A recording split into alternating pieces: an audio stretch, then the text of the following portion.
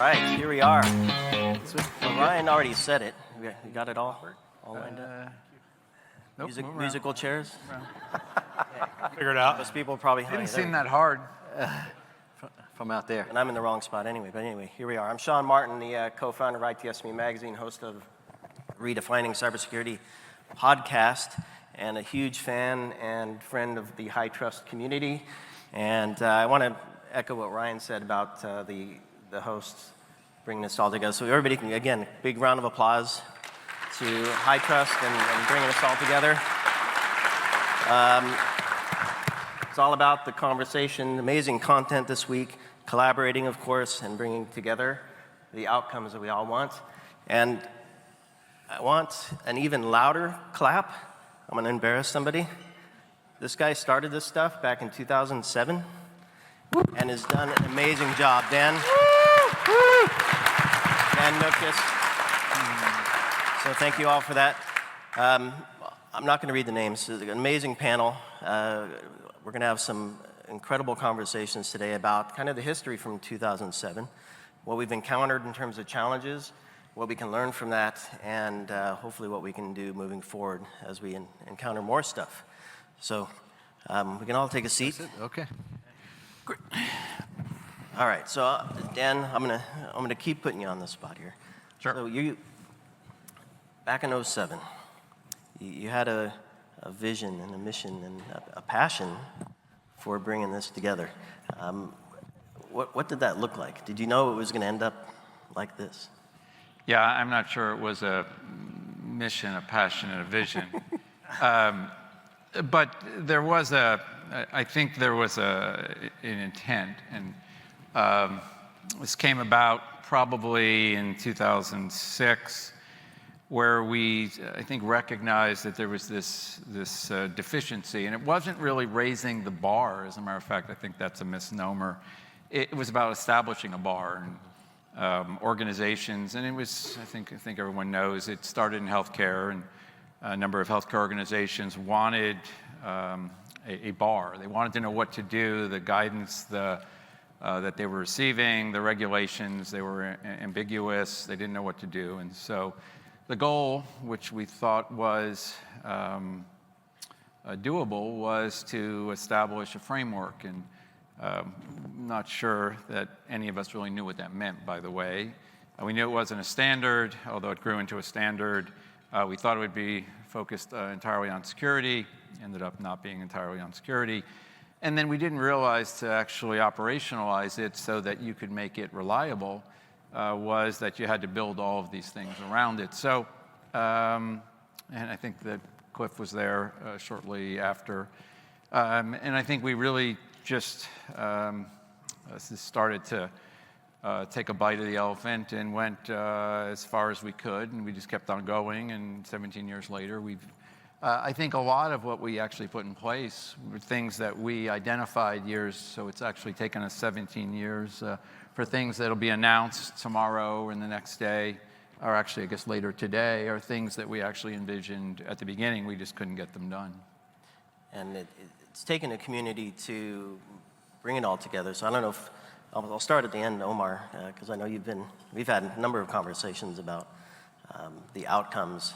What were some of the challenges that you faced, and as a member of the board of directors, how did you see this stuff coming together? Yeah, I mean, early on, we didn't have the name recognition. It was, who are these guys? What are they doing? And so getting strong leaders and having the right large healthcare leaders on the board and providing their opinions and being vocal, that significantly helped. As Dan mentioned, everything was ambiguous because nothing was defined.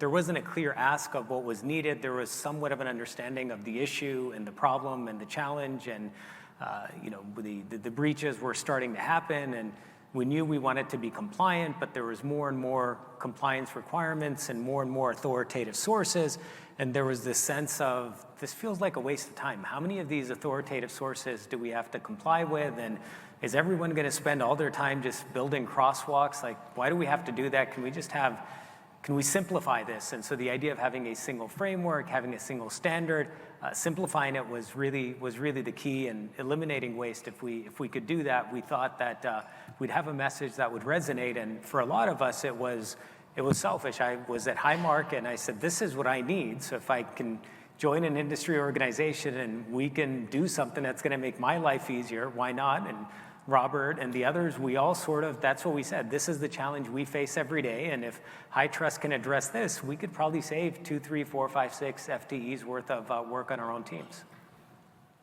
I think one of the things, and this is to Dan's credit, this was the domain of government or quasi-government institutions, and it took, Dan will appreciate this as a guy from New Jersey, it took chutzpah for somebody to say, I can innovate in the space, right? And we may not have had kind of a sense of trajectory, but Dan had instincts for kind of how to scale, like how to get the right support, how to get the right infrastructure, how to get the right technology, how to get the right automation, how to get the right assurance program. All of those components took an instinct. I'm not sure that any of us, who was innovating in the compliance space, right? Like who in their right mind would say, I'm going to build a whole organization to innovate in the compliance space? But Dan had those instincts, and those instincts have carried us forward in a way that could scale this and make it doable. And I think people underestimate that. They underestimate that, you think you just write a framework and you publish a bunch of authoritative sources. But I think early on, Dan was saying, listen, like if we don't have an assessor community, this fails. Like this doesn't go anywhere.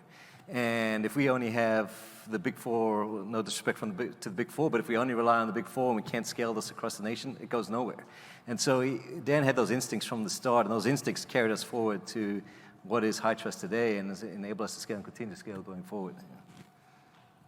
Your thoughts on this? I'll chime in. Am I live?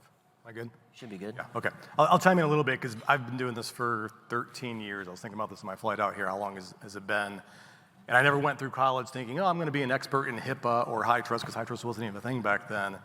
But I think what we're collectively saying, what was done all those years ago was truly, it was remarkable, right? To get Anthem and Highmark and HCSC and United and et cetera, on board with setting vision for an entire industry at one time. Truly, truly remarkable. And you look at where we are today, and I know we'll flip the page and talk about more about today, but where we are, an entire industry has adopted and is aware of what this framework is, what it's done, and when we talk about assurances up and down the supply chain, it's there. So there's a lot of positive traction with HITRUST and where it's gone over the years. Yeah, I think I go back to when I was at one of those companies you mentioned on the board of HITRUST, and I joined that company in 2008. And HITRUST had literally just formed. So I can't say I'm a founding board member, but I'm close. I'm right there at the beginning.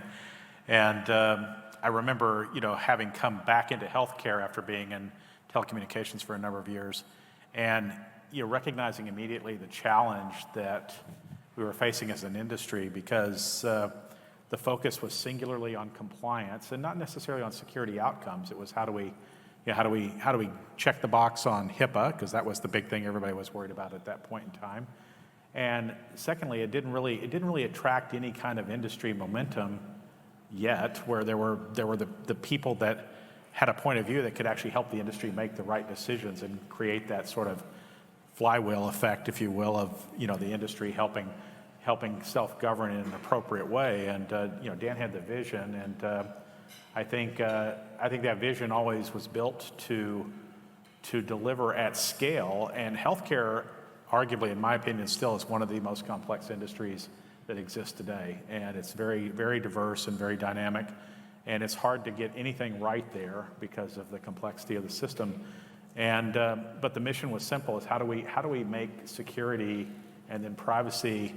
How do we remove that as a barrier from the healthcare industry and a barrier to adoption? And then as healthcare continued to be challenged in our country, and as we looked at our system and other systems that were growing, there was this constant drumbeat of can we make healthcare more efficient? Can we reduce the waste that we spend every dollar on compliance, or duplicate or triplicate or quadruplet, if that's a word, compliance, is a dollar not spent caring for patients and helping people that have needs. And so the mission, at least at least for I think a few of us that have been in the industry for quite a long time, was really synergistic. It was how do we build a system, how do we empower the supply chain of our system, the people that we do business with, our business associates.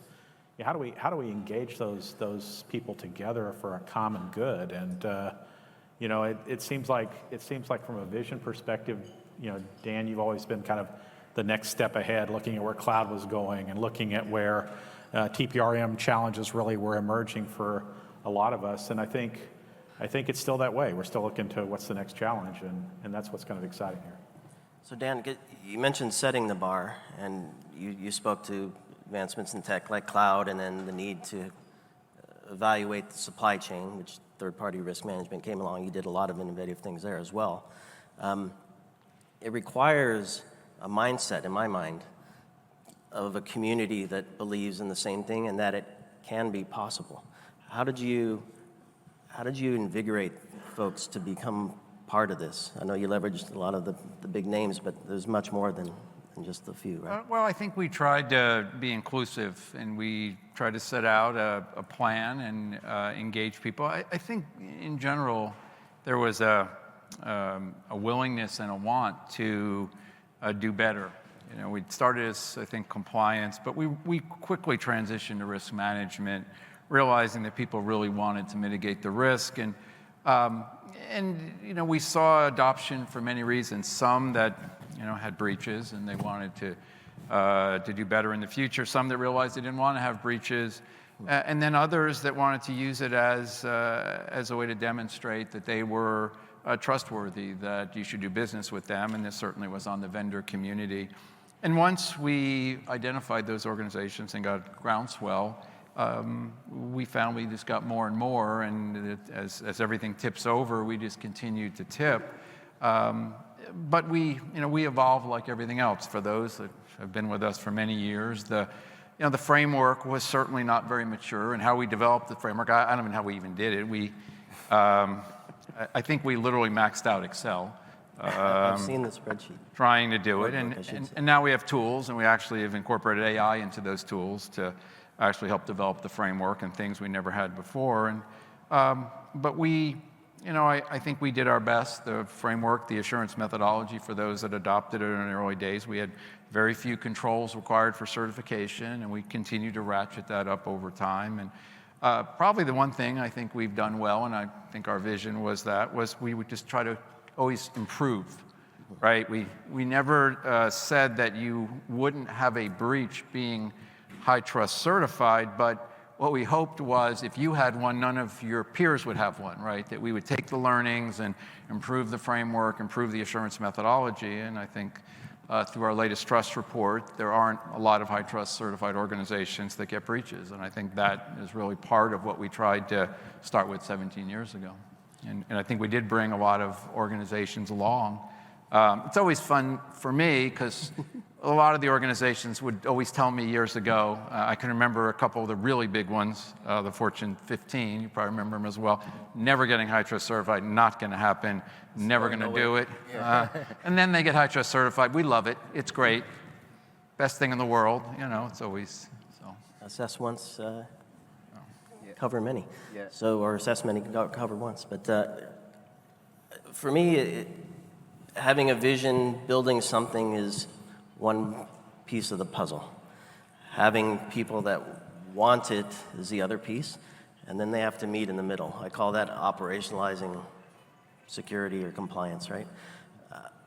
And just down the line, how did you take what HITRUST delivered and embrace it and empower your teams to leverage it for the benefit of your organization and then the benefit of your customers?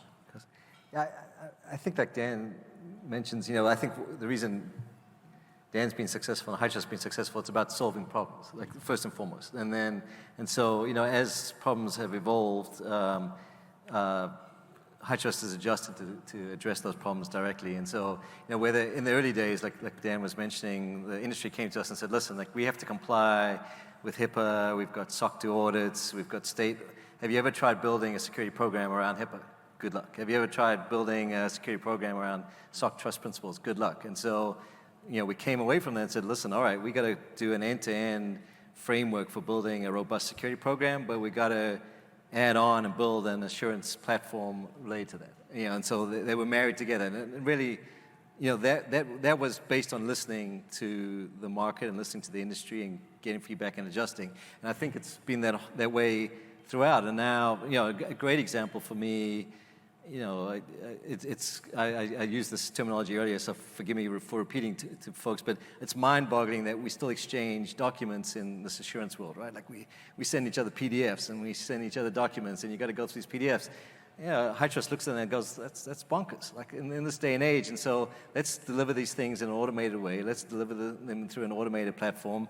That's what the market's telling us. And that's, I think that's one of the powers of HITRUST, is that the innovation that's been enabled in the space, in the compliance space, folks take that for granted, but it's really difficult in traditional government or quasi-government spaces to be really innovative, and HITRUST has brought innovation to this compliance space, and I think it's reflected that at various milestones throughout its history.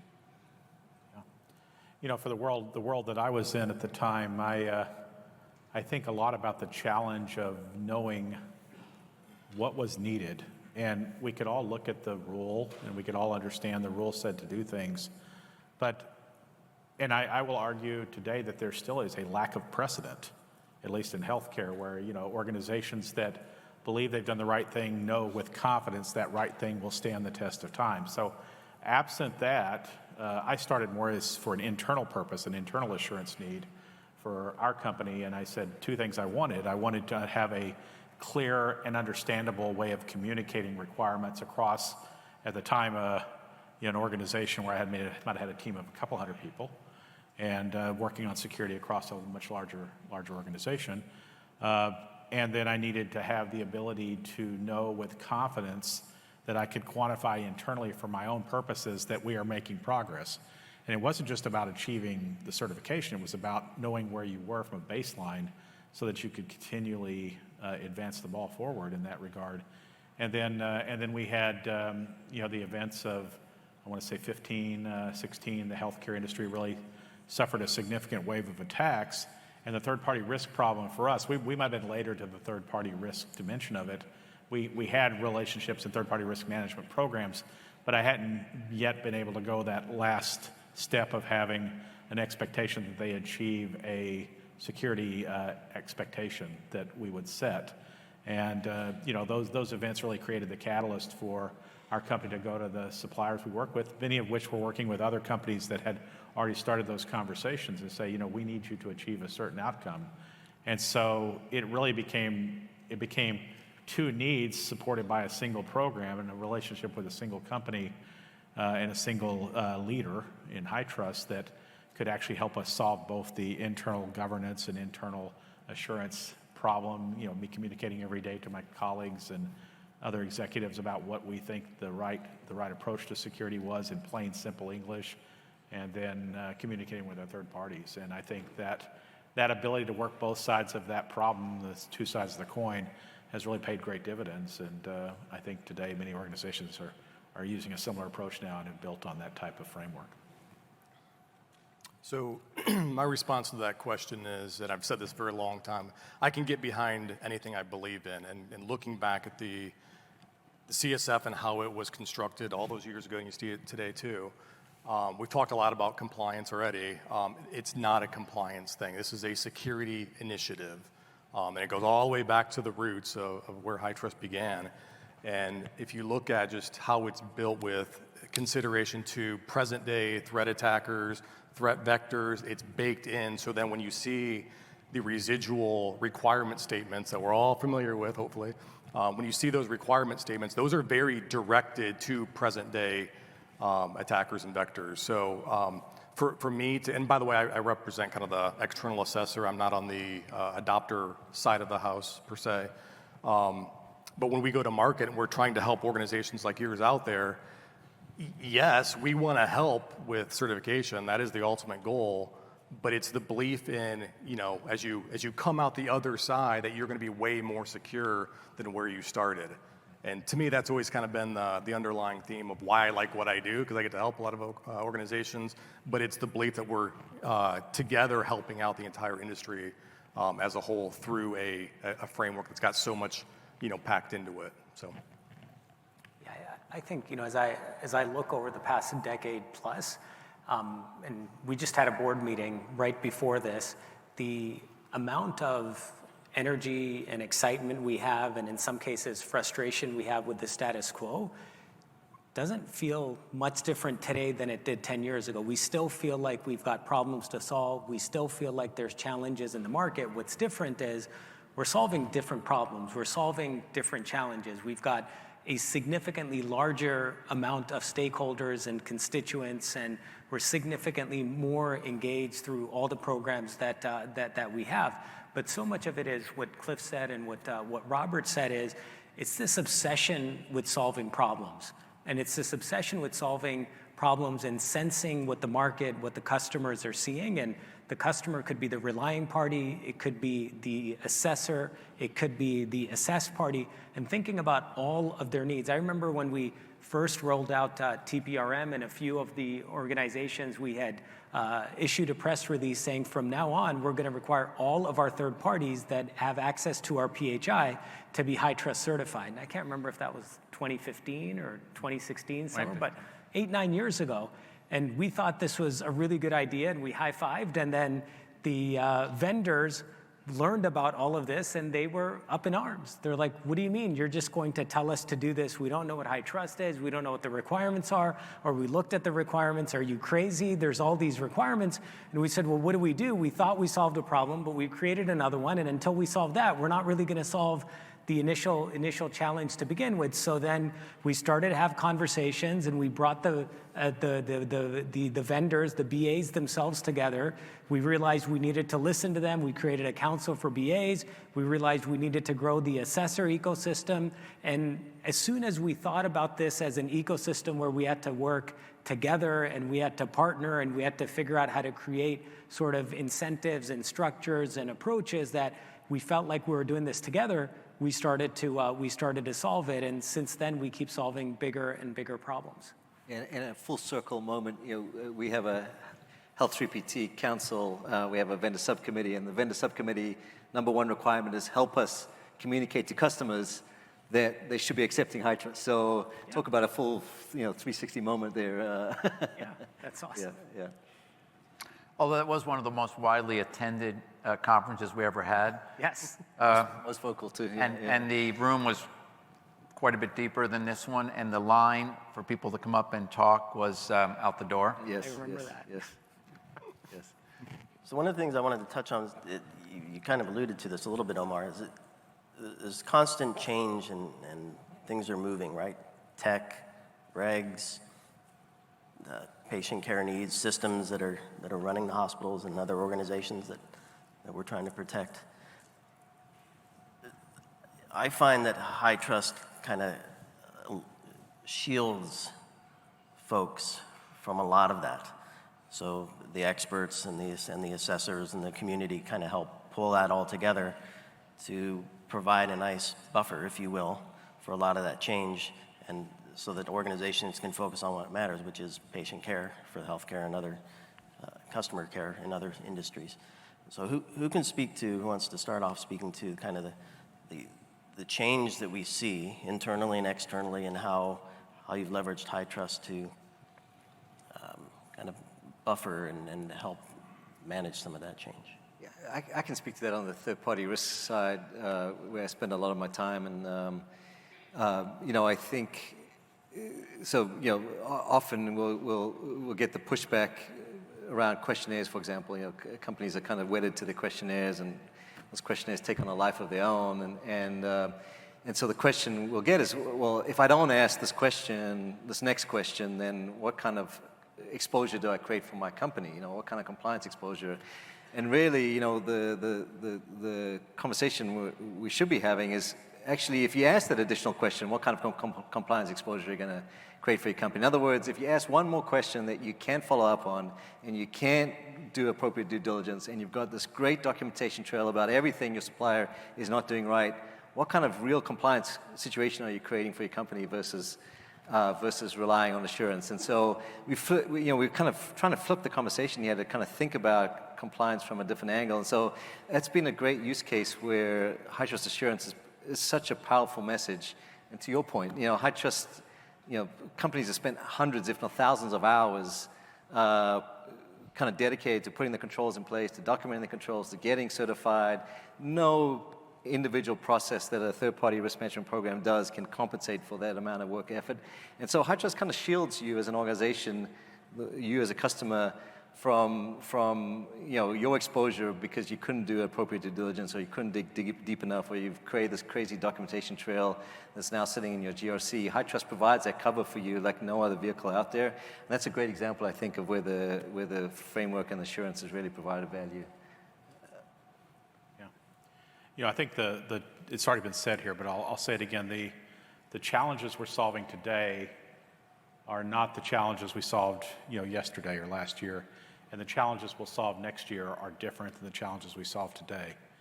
And that's been this continuous curiosity, kind of I call it unrestedness. We're kind of unrested about the status quo.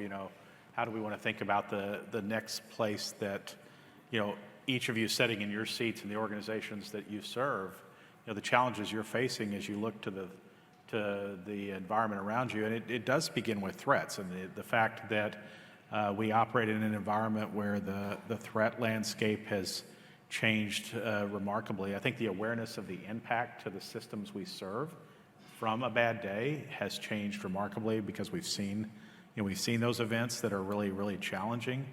And yet if we work from a compliance lens and we work in a regulatory landscape alone, we know with confidence that if it's untenable for us to keep up, regulations are 2 or 3 years behind us. And so if you really want to think about it, and we really want to think about the problem we're trying to solve, and again, I maintain it's more than the compliance problem, it's about having a system that's continually restless and kind of asking the question, like, what's next? What's next? What have we learned from the events of this year? Where do we think the world is going to go next with the advent and the explosion of things like AI? We'll talk a lot about that this week. But we talked about that. ChatGPT came on the scene October, November of 22. Here we are at 24. We started talking in early 23 about the fact that this AI thing, we now know what that thing is, and we understand it much more clearly.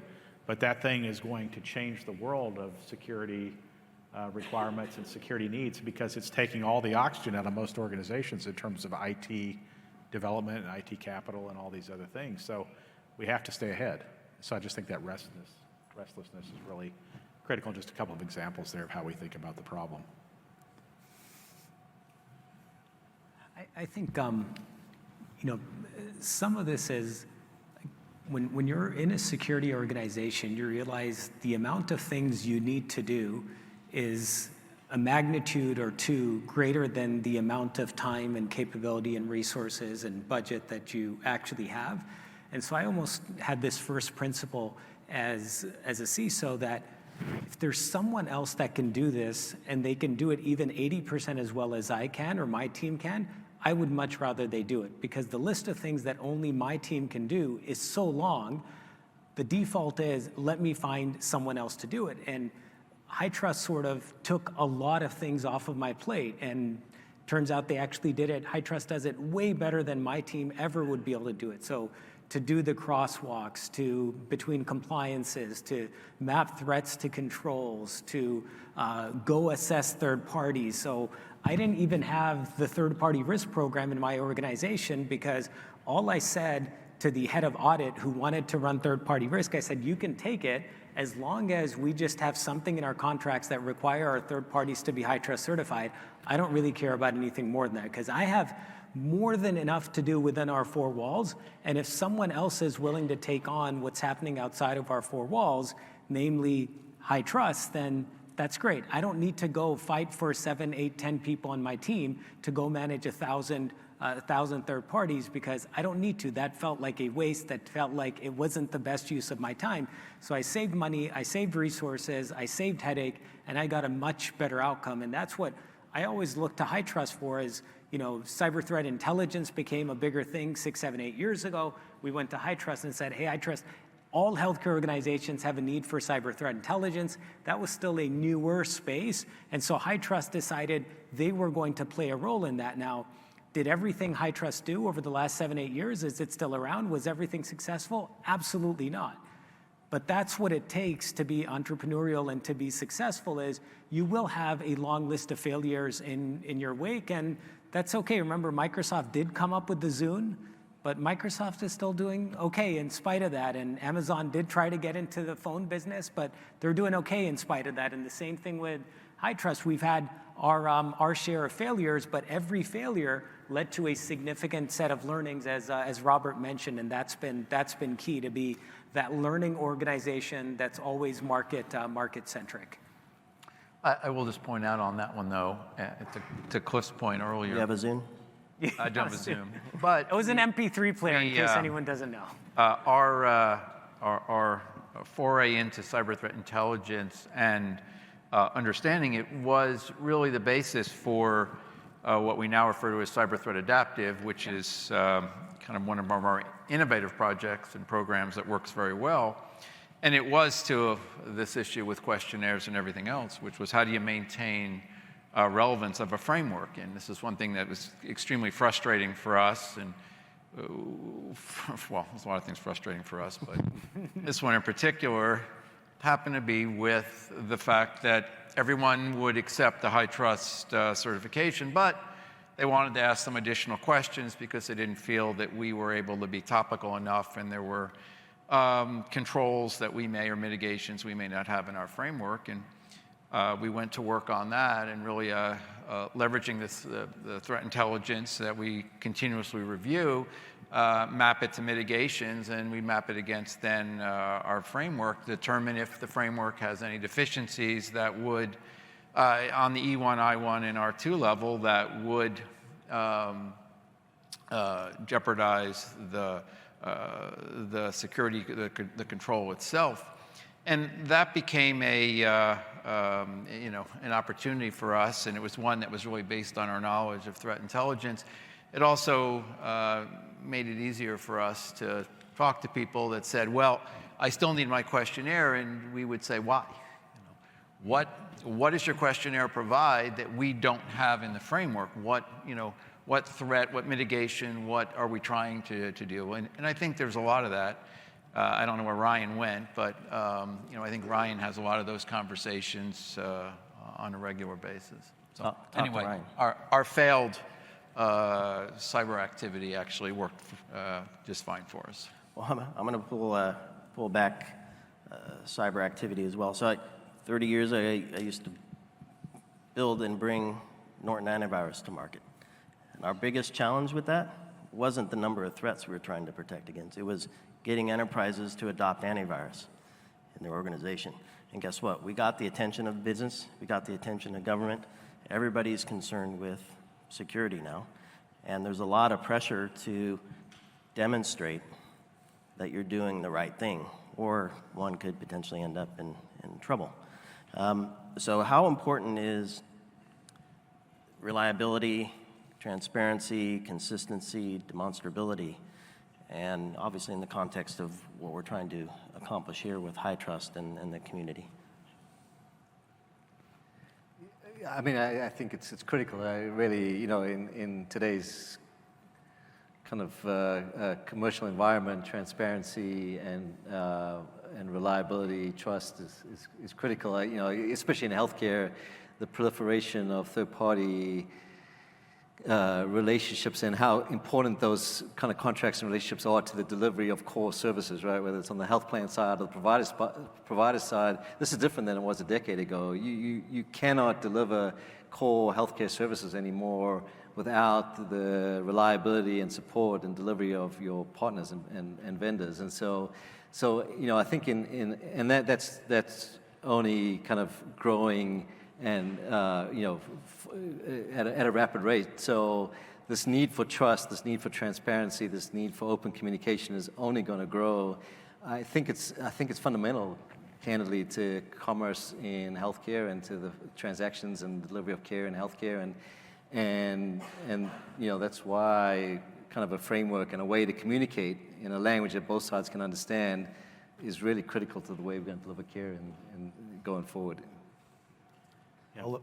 Go ahead. Okay. I'll double down on it's critical because interoperability was a huge thing. It still is, obviously, but a few years ago. And to what Cliff was saying with your supply chain, your vendors, et cetera, right? As you're exchanging data, it's a huge importance to us as patients and the industry at large to make sure our data is secure. And one thing I'll touch on a little bit is just looking at HITRUST over the last 13 years that I've been doing it. From a external assessor standpoint, going through the QA process, and a lot of you go through that with us, but just going through that process, it's not a free pass. It's not a pay to play. It's a difficult, challenging experience to go through that, and rightfully so, to go through that QA process. And hats off to the QA team at HITRUST because they've really learned and gained experiences going through that with us, the community at large, to provide a better QA. And that's where, to your point, the assurance comes into play. Because when you see a HITRUST report, you know what everybody's gone through, and that's why the industry accepts it so wildly, kind of as the de facto standard. Yeah, the other thing I would add to that is, I remember in the early days when we started requiring our partners to be HITRUST certified, once a month I'd hear from someone saying, we have a third party, we really want to do business with them, but they don't want to do HITRUST and they've got issues with this. So then I would go meet with them, hear them out, what's your concern?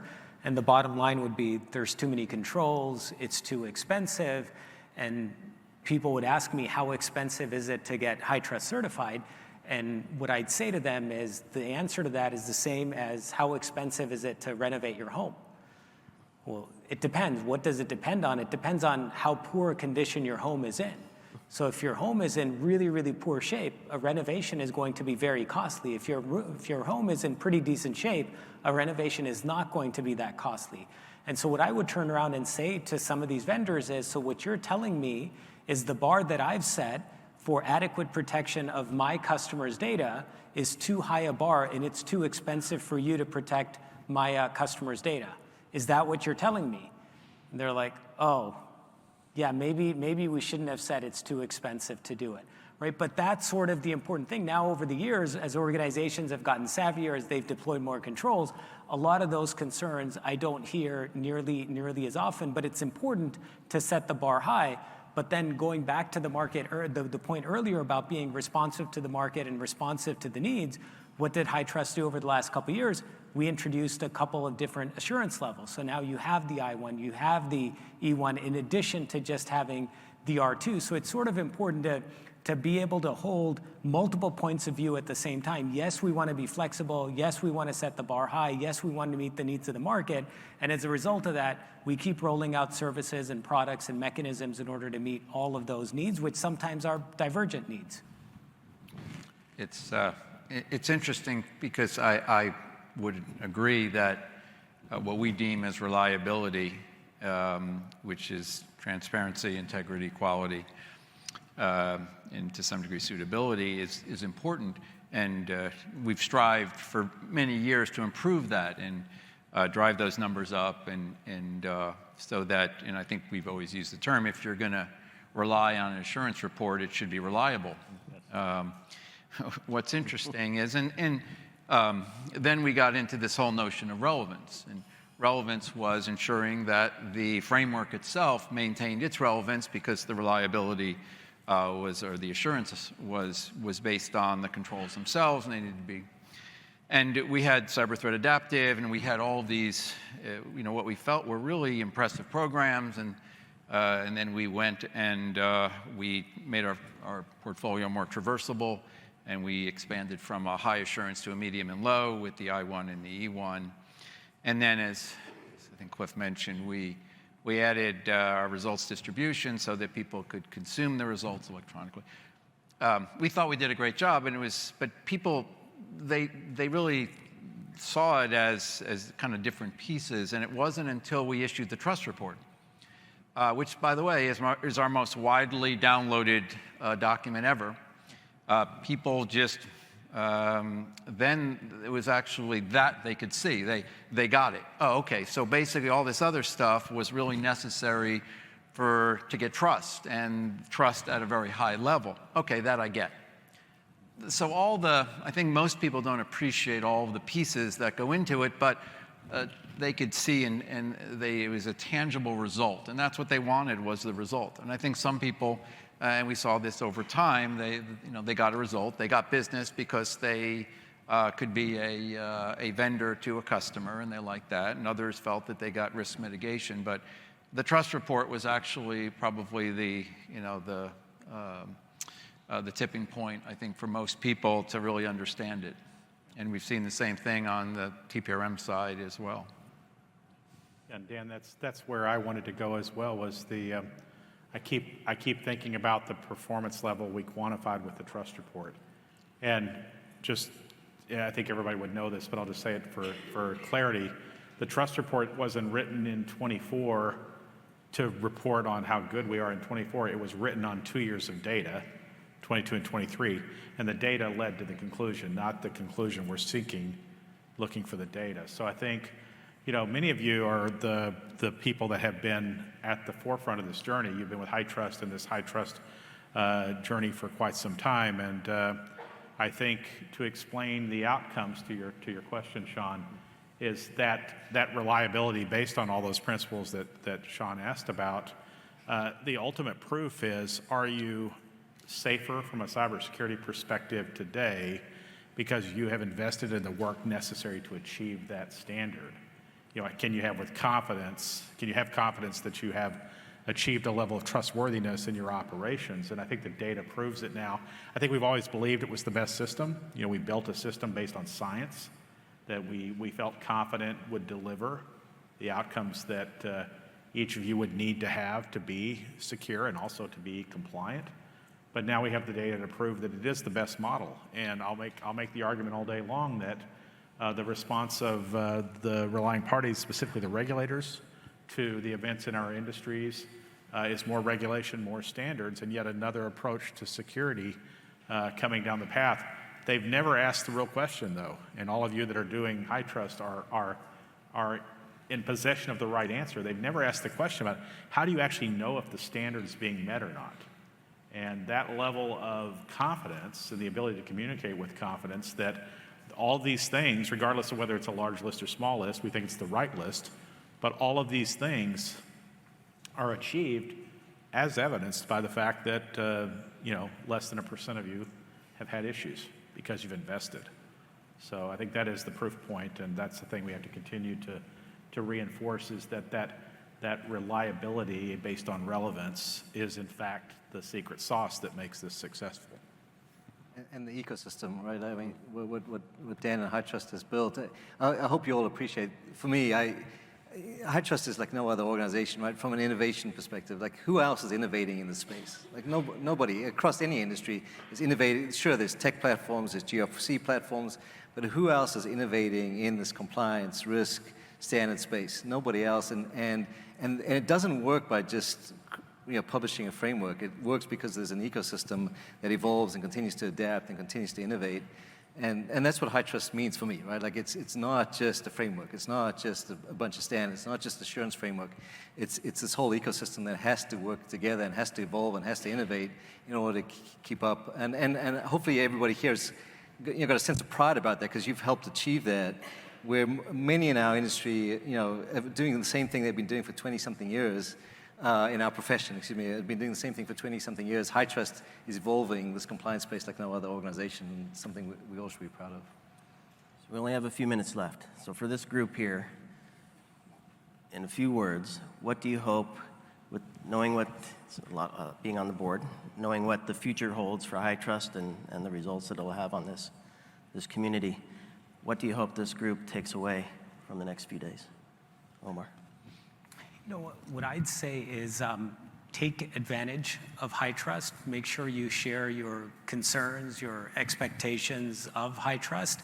And there are so many more services and capabilities that HITRUST offers.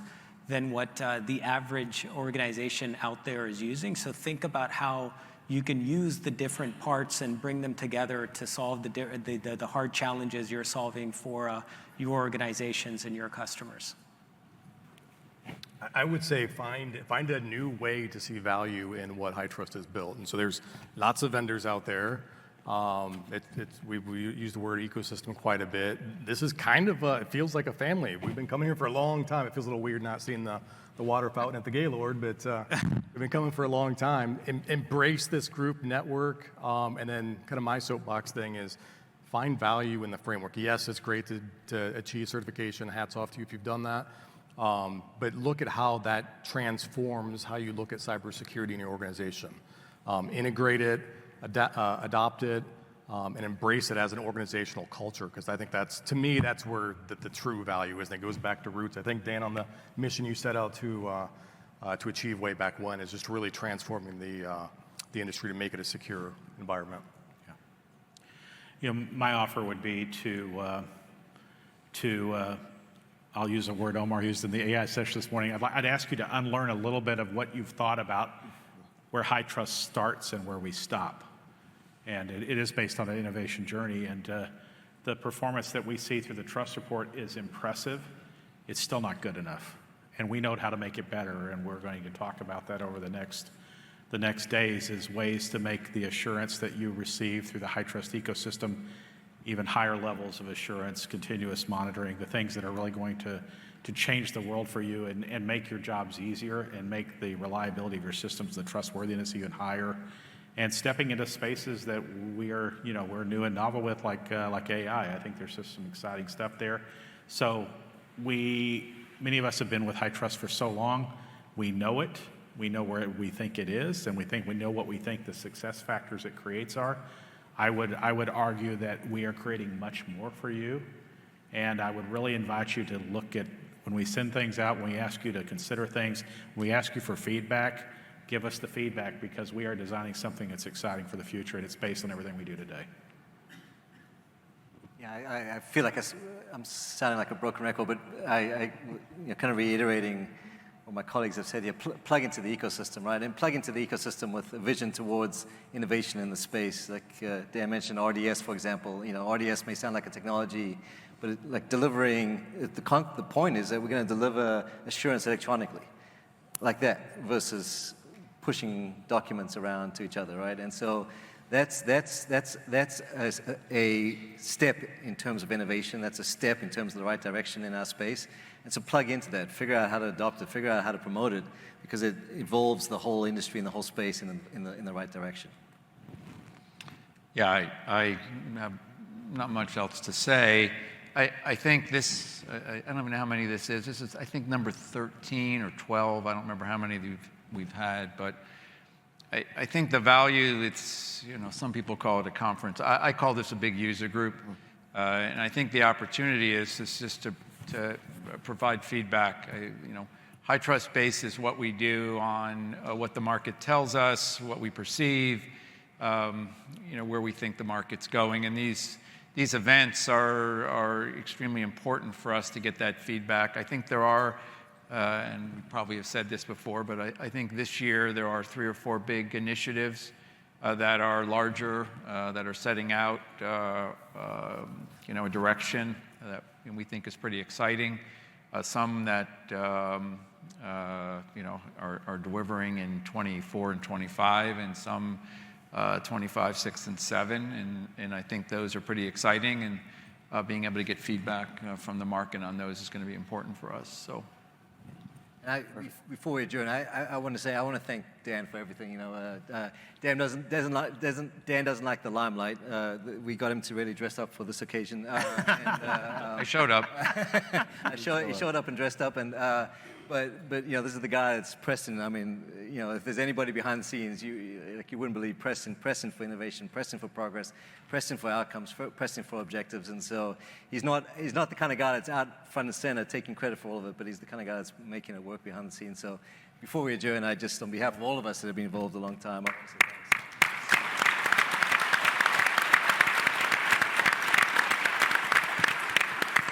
thanks. Dan, thank you for showing up and for making this happen. Cliff, Robert, Andrew, and Omar, thank you so much for your insights. Hope everybody enjoyed that. Please enjoy the conference, connect with each other. You have each other here to learn from. So thank you all. Thank you all. Great. Thank you.